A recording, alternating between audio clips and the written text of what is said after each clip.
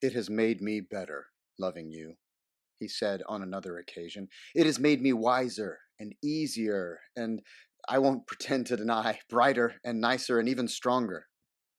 I used to want a great many things before, and to be angry I didn't have them. Theoretically, I was satisfied, as I once told you.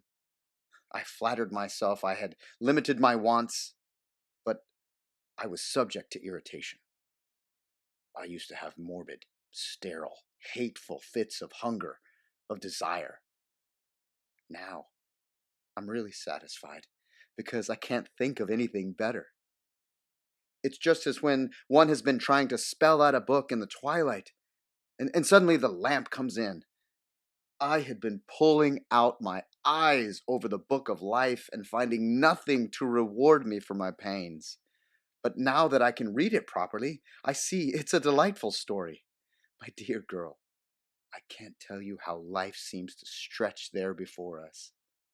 What a long summer afternoon awaits us. It's the latter half of an Italian day with a golden haze and the shadows just lengthening. And that divine delicacy in the light, the air, the landscape, which I have loved all my life and which you love today. Upon my honor, I don't see why we shouldn't get on. We've got what we like, to say nothing of having each other.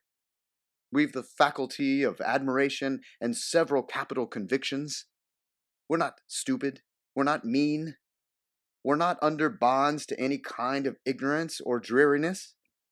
You're remarkably fresh, and I'm remarkably well seasoned. We've my poor child to amuse us. We'll try and make up some little life for her, all soft and mellow.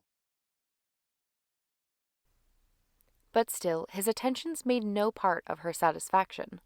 She was happy whenever she looked at William and saw how perfectly he was enjoying himself, in every 5 minutes that she could walk about with him and hear his account of his partners.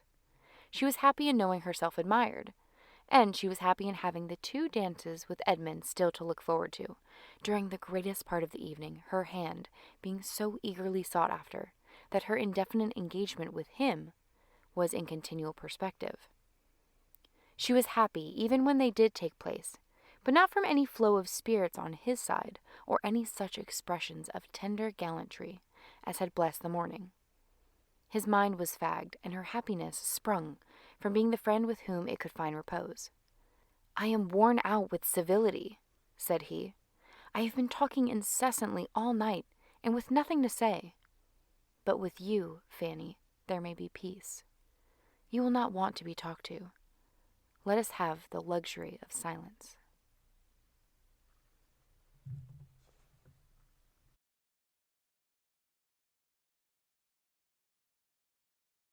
Claire looked round upon her, seated with the others. She was not looking towards him. Indeed, owing to his silence, his presence in the room was almost forgotten.